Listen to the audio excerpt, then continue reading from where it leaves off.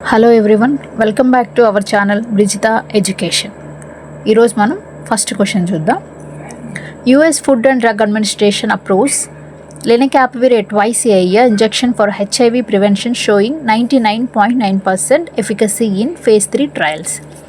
ఇక్కడ US food and drug administration వాళ్ళు ఒక హెచ్ఐవికి సంబంధించిన ఒక ఇంజెక్షన్ని కనిపెట్టడం జరిగిందనమాట. దాని పేరు లెనాకాప్విర్ ఇంజెక్షన్. ఈ ఇంజెక్షన్ సంవత్సరానికి 2 times వేయించుకోవాలన్నమాట. దీని రిజల్ట్ ఎలా ఉంటుందంటే 99.9% రిజల్ట్స్ అనేది చూపిస్తుంది అనమాట.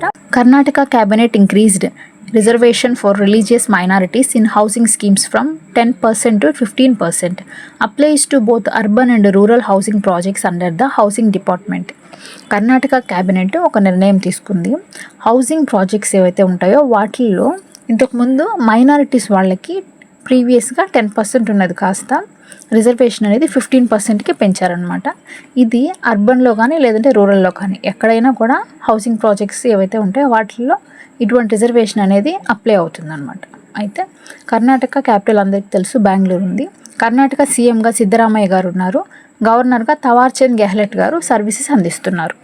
The government will soon notify rules mandating Indian Standard Time for all legal, digital and administration activities. The rules will be called Legal Metrology Indian Standard Time Rules 2025.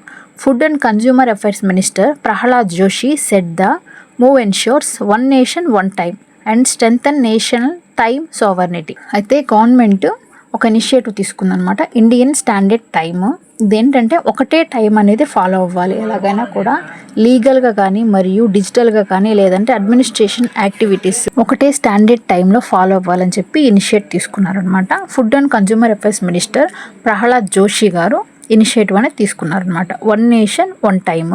ఈ రూల్స్ని legal metrology అని పిలుస్తారనమాట. The Morarchi National Institute of Yoga launched the global initiative Yoga Bandhan on the International Yoga Day June 21st. International yoga day మొన్న June 21st జరిగింది, అందరికీ తెలుసు. అయితే ఆ రోజున Morarji national institute of yoga వాళ్ళు ఒక ఇనిషియేటివ్ లాంచ్ చేశారనమాట. దాని పేరే యోగా బంధన్. నెక్స్ట్ క్వశ్చన్ చూద్దాం. India ranks 13th globally for online investment curiosity. Online investment అంటే ఎగ్జాంపుల్ స్టాక్స్ ఉంటాయి, స్టాక్స్లో ఇన్వెస్ట్ చేస్తూ ఉంటారు, ఇలాంటివి అనమాట. అయితే ఈ ఆన్లైన్ ఇన్వెస్ట్మెంట్ క్యూరియాసిటీలో మన ఇండియా 13th ప్లేస్లో ఉందన్నమాట. ఫస్ట్ ప్లేస్లో వచ్చి ఆస్ట్రేలియా ఉంది, సెకండ్ ప్లేస్లో వచ్చి సింగపూర్ ఉందన్నమాట. థర్డ్ ప్లేస్ చూసుకున్నట్లయితే కెన్యా కంట్రీ ఉందన్నమాట. అయితే మలేషియా మన ఇండియా మలేషియా కన్నా 50% ఎక్కువగా ఉందన్నమాట. Punjab national bank has provided 17.02 crore rupees in assistance to the families of 26 defense and paramilitary martyrs as of June 11, 2025. The aid was given under PNB's Rakshak Plus scheme, meant for personnel who died in the line of duty, including operations like Birli Gali, 1 crore rupees accidental and disability, 1.5 crore air accident coverage. Punjab national bank ఒక స్కీమ్ని launch చేసిందనమాట. ఇది 26 defence మరియు paramilitary families ఎవరైతే ఉంటారో వాళ్ళ కోసం ఈ అమౌంట్ అనేది ప్రొవైడ్ చేసింది. అమౌంట్ ఎంత అంటే 17.02 crore rupees అనమాట. ఇదేంటంటే ఈ స్కీమ్ పేరు పిఎన్బీస్ Rakshak plus scheme.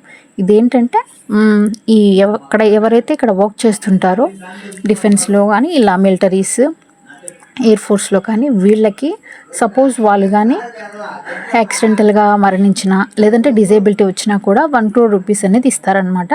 Air accident coverage అంటే ఇప్పుడు మన ఇండియన్ ఎయిర్ ఫోర్స్ ఉంది, అలాంటి వాళ్ళకి 1.5 crore rupees అనేది ఇస్తారనమాట. అయితే Punjab national bank headquarters వచ్చి న్యూఢిల్లీలో ఉంది. ట్యాగ్ లైన్ చూద్దాం. The name you can bank upon అనేది పంజాబ్ నేషనల్ బ్యాంకు ట్యాగ్ లైన్గా ఉందన్నమాట. HAL wins transfer of technology deal from ISRO worth rupees 511 crore to build and commercialize small satellite launch vehicles. Okay, small satellite launch vehicles తయారు చేయడం కోసం ఇస్రో హాల్కి 511 crore rupees అనేది ఇచ్చిందనమాట.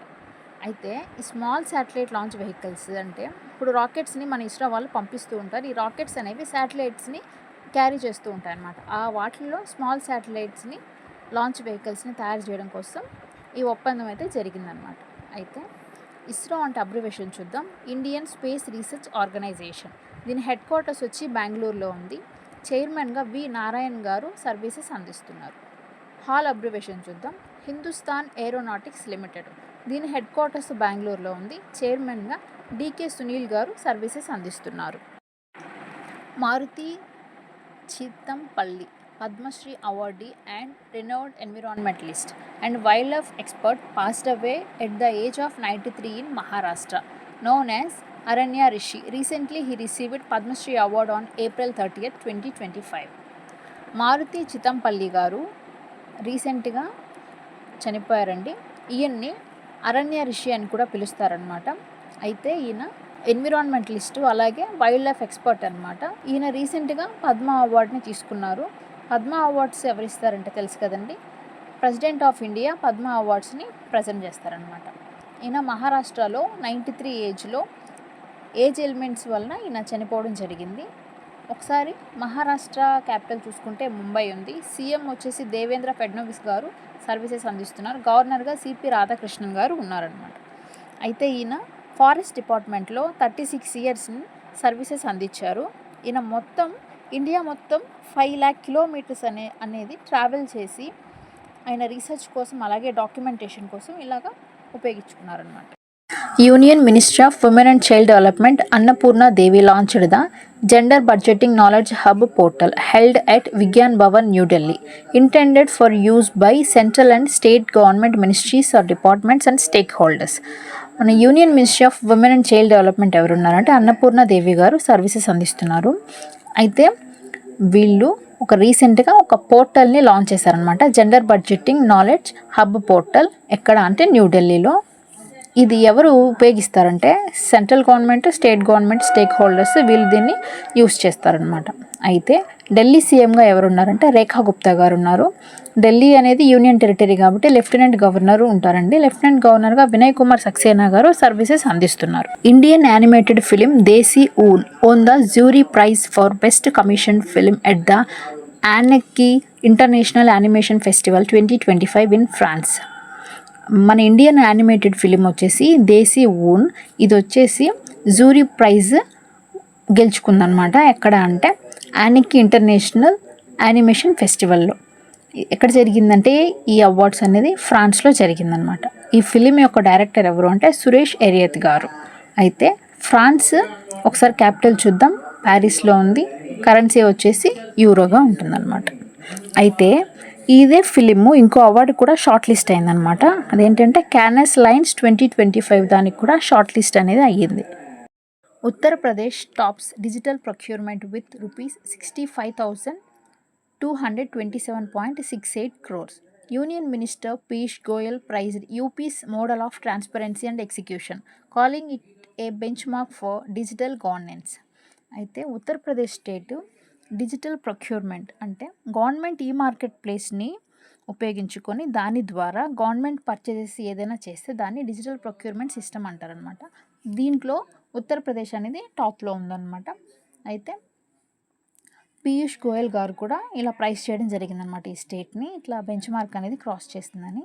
అయితే ఉత్తరప్రదేశ్ క్యాపిటల్గా లక్నో ఉంటుంది. సీఎంగా యోగి ఆదిత్యనాథ్ గారు సర్వీసెస్ అందిస్తున్నారు. గవర్నర్గా ఆనందీబెన్ పటేల్ గారు ఉన్నారనమాట. PM Modi launched 105 projects worth over ₹18,600 crore during his visit to Odisha on June 2025. He also unveiled the Odisha Vision document, a roadmap for long-term state development. It aims to make Odisha a $500 billion economy by 2036 and $1.5 trillion economy by 2047. PM Modi garu రీసెంట్గా అంటే June 20వ తేదీన ఒడిశా స్టేట్కి వెళ్ళడం జరిగిందనమాట. అక్కడ ఈయన 105 ప్రాజెక్ట్స్ని launch చేయడం జరిగింది. ఎంత అమౌంట్తో అంటే 18,600 కోట్ల రూపాయలతో అనమాట. అయితే అదే కాకుండా ఒడిశా విజన్ డాక్యుమెంట్ అనే దాన్ని కూడా ఈయన ఆవిష్కరించారనమాట. అంటే ఇది ఏంటంటే ఇది ఒక రోడ్ మ్యాప్ అనమాట. అయితే దీని ద్వారా ఎకానమీ అనేది జనరేట్ అవుతుంది. ఈ ఎకానమీ అనేది 2036 కల్లా $500 బిలియన్ చేరుకోవడం, అట్లాగే 2047 కల్లా $1.5 ట్రిలియన్ ఎకానమీని సాధించడం దీని యొక్క ఉద్దేశం అనమాట. అయితే ఒడిశా క్యాపిటల్ వచ్చేసి అందరికీ తెలుసు భువనేశ్వర్. ఒడిశా సీఎం మోహన్ చరణ్ మాజ్నీ గారు ఉన్నారు. గవర్నర్గా హరిబాబు కంబంపాటి గారు సర్వీసెస్ అందిస్తున్నారు అనమాట. అయితే ఈ 105 ప్రాజెక్ట్స్లో కొన్ని ఇంక్లూడ్ అయినాయి ఏంటంటే drinking water, irrigation, health, roads, highways and railways ఇలా ఉన్నాయన్నమాట. Neeraj Chopra won the Paris Diamond League 2025 with a throw of 88.16 meters, defeating Germany's Julian Weber. Julian Weber finished second with a best throw of 87.88 meters. Neeraj Chopra గారు మన Indian personality. ఈయన Paris diamond league 2025లో win అయ్యారనమాట. ఎంత metres అంటే 88.16 metres range అనమాట. అయితే second ప్లేస్లో వచ్చేసి జర్మనీకి చెందిన జూలియన్ వేబర్ గారు ఉన్నారు. ఈయన రేంజ్ ఎంత అంటే 87.88 మీటర్స్ అనమాట. అయితే జర్మనీకి సంబంధించిన ఆయన. ఒకసారి జర్మనీ క్యాపిటల్ కరెన్సీ చూద్దాం. జర్మనీ క్యాపిటల్ వచ్చేసి బెర్లిన్, కరెన్సీ వచ్చి యూరో అనమాట. అంటే ఏదైనా కంట్రీస్ ఇలా మనకి టచ్ అవుతూ వచ్చినప్పుడు వాటి కంట్రీస్ క్యాపిటల్స్ ఇలా మనం రిమైండ్ చేసుకుంటూ వెళ్తే మనకి బాగా గుర్తుంటుంది. అయితే నీరజ్ చోప్రా గారు ప్యారిస్ డైమండ్ లీగ్లో విన్ అవ్వడం ఇదే అనమాట first time. UPSC has launched Pratibha Setu, a revamped version of the earlier public disclosure scheme. The platform provides access to non recommended but willing candidates who cleared all exam stages but didn't make the final merit list. Verified employees including from the central government and private sector can now access these profiles. UPSC అంటే union public service commission. ఈ UPSC ఏం చేస్తుందంటే IAS కానీ IPS, IFS ఇలాంటి exams అన్నీ conduct చేసి క్యాండిడేట్స్ని recruit చేసుకుంటుంది అనమాట, సివిల్ సర్వీసెస్ ఎగ్జామ్స్. అయితే యూపీఎస్సీ వాళ్ళు రీసెంట్గా ప్రతిభా సేతు అనేది ఒకదాన్ని లాంచ్ చేశారనమాట. ఇది ఎందుకోసం అంటే ఇప్పటి సిచ్యుయేషన్ చూసుకుంటే కాంపిటేటివ్నెస్ చాలా పెరిగిపోతుంది అనమాట, చాలా హెవీగా ఉంటుంది. సో చాలామంది స్టూడెంట్స్ అన్నిట్లో మంచిగా క్రాక్ చేసి మెరిట్ లిస్టు సాధించకుండా ఫైనల్కి వెళ్ళి మెరిట్ లిస్ట్లో పోయి కొంచెంలో వాళ్ళ యొక్క కట్ ఆఫ్ అనేది చేరుకోకుండా వాళ్ళ యొక్క జాబ్ని లాస్ అయిన వాళ్ళ కోసం ఈ స్కీమ్ లాంచ్ చేశారనమాట.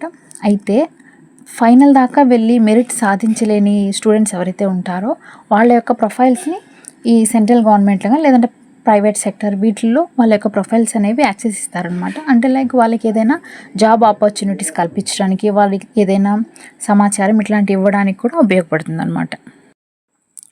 Core sector growth slowed to 0.7% in May 2025, the lowest in 9 months. The decline was driven by contractions in crude oil, natural gas, fertilizers and electricity sectors. Core sector అంటే యాక్చువల్గా ఏమేమి ఉంటాయంటే coal, crude oil, natural gas, refinery products, fertilizers, steel, cement and electricity, ఈ 8 కూడా ఉంటాయన్నమాట. అయితే ఈ core సెక్టార్లో లాస్ట్ 9 months నుంచి చూసుకుంటే మేలో 0.7% గ్రోత్ అనేది తగ్గిందనమాట. ఈ పర్టికులర్ గ్రోత్ అనేది crude oil, natural gas, fertilizers and electricity సెక్టార్లో తగ్గిందనమాట. అయితే కోర్ సెక్టార్ని ఇన్ఫ్రాస్ట్రక్చర్ సెక్టర్ అని కూడా పిలుస్తారనమాట. ఎకానమీ అనేది ఈ కోర్ సెక్టార్ పైన ఆధారపడి ఉంటుందన్నమాట. Professor Suman Chakraborty has been appointed as the director of IIT Kharagpur on June 19, 2025. He succeeds Professor Amit Patra. IIT Kharagpur అంటే ఐఐటి అంటే ఇండియన్ ఇన్స్టిట్యూట్ ఆఫ్ టెక్నాలజీ ఖరగ్పూర్కి డైరెక్టర్గా ప్రొఫెసర్ సుమన్ చక్రబోర్టీ గారు రీసెంట్గా అపాయింట్ అయ్యారు. అయితే సుమన్ చక్రబోర్టీ గారు ప్రొఫెసర్ అమిత్ పాత్ర గారి ప్లేస్లో రీప్లేస్ అయ్యారు. NPCI has launched a new API to enable real time pan, bank account status and account holder name validation directly from banks core banking systems. The move aims to ensure faster refunds, improved data security and more efficient e-filing experience for taxpayers. NBCI వాళ్ళు API అనేది ఒకటి launch చేశారు. ఇది ఒక application. ఇది ఎవరి కోసం అంటే ట్యాక్స్ పేయర్స్ కోసం. ఎందుకంటే ఇప్పుడు ట్యాక్స్ పేయర్స్ ఏదైనా వాళ్ళు ట్యాక్స్ డిడక్షన్ అనేది ఫైల్ చేసుకుంటూ ఉంటారు. దీంట్లో ఎఫిషియన్సీ అనేది మంచిగా ఉండాలని, డేటా సెక్యూరిటీ ప్రొవైడ్ చేయడం కోసం, రీఫండ్స్ అనేవి ఫాస్ట్గా జరగడం కోసం దీన్ని లాంచ్ చేశారు. దీని ద్వారా మనము పాన్ కానీ లేదంటే బ్యాంక్ అకౌంట్ స్టేటస్ ఇవన్నీ చెక్ చేయొచ్చు అనమాట. అయితే ఎన్పిసిఐ అంటే అందరికీ తెలుసు abbreviation, national payment corporation of India. The Reserve Bank of India has imposed a 29.6 lakh penalty on Fino Payment Bank for violating licensing guidelines for payment banks. Fino payment bank అనేది రీసెంట్గా RBI దీని మీద fine వేసింది అనమాట. ఎందుకంటే RBI గైడ్లైన్స్ని ఇది పాటించలేదన్నమాట. అందుకోసం 29.6 లక్షల పెనాల్టీ అనేది వేసిందనమాట. అయితే ఈ ఫినో పేమెంట్ బ్యాంకు ఎండిఎన్ సీఈఓగా ఎవరున్నారంటే రిషి గుప్తా గారు ఉన్నారు. హెడ్ క్వార్టర్స్ వచ్చి నావీ ముంబైలో ఉందన్నమాట. ఈ పేమెంట్ బ్యాంక్స్ అనేవి ఏంటంటే మామూలుగా స్మాల్ స్కేల్ పేమెంట్స్ ఏవైతే ఉంటాయో వాటిని మాత్రమే ఇవి ఆపరేట్ చేస్తాయి అన్నమాట. Banking services, basic banking services, అలాగే బేసిక్ పేమెంట్ ట్రాన్సాక్షన్స్ వీటి మీద మాత్రమే ఇవి ఫోకస్ చేస్తాయి అన్నమాట. ఇవి ఎక్కువగా మైగ్రెంట్ వర్కర్స్ కానీ, లో ఇన్కమ్ హౌస్ హోల్డ్స్కి, లేదంటే స్మాల్ బిజినెస్ చేసే వాళ్ళకి ఇది బాగా ఉపయోగపడుతుంది అనమాట. అయితే ఇది డిపాజిట్స్ని కూడా తీసుకుంటుంది, సేవింగ్స్, కరెంట్ అకౌంట్ ఇవన్నీ కూడా మెయింటైన్ చేస్తుంది. కానీ ఇది లోన్స్ని కానీ క్రెడిట్ కార్డ్స్ని కానీ ఇష్యూ చెయ్యదు. ఓకేనా. ఇంకా కొన్ని చూసుకుంటే మనం పేమెంట్ బ్యాంక్స్ ఎగ్జాంపుల్స్గా ఎయిర్టెల్ పేమెంట్ బ్యాంక్ ఉంది, ఇండియా పోస్ట్ పేమెంట్ బ్యాంకు, తర్వాత పేటిఎం పేమెంట్ బ్యాంకు, ఇంకా ఇప్పుడు న్యూస్లో వచ్చింది ఫినో పేమెంట్ బ్యాంక్ అనమాట. ఈ పేమెంట్స్ బ్యాంక్స్ని కూడా ఆర్బీఐఏ ఇంట్రడ్యూస్ చేసిందనమాట. అంటే కంపల్సరీగా ఆర్బీఐ పెట్టిన రూల్స్ అండ్ రెగ్యులేషన్స్ కూడా పబ్లిక్ సెక్టర్ బ్యాంక్స్ ఎలా అయితే ఫాలో చేస్తాయో కంపల్సరీగా ఈ పేమెంట్ బ్యాంక్స్ కూడా ఫాలో చేయాలన్నమాట. ఎందుకంటే వీటిని కూడా ఆర్బీఐ కాబట్టి ఇంట్రడ్యూస్ చేసింది. ఓకే ఎవ్రీవన్, సెషన్ ఇంతటితో స్టాప్ చేస్తున్నానండి. If you really like the video, please like, share, subscribe and thank you.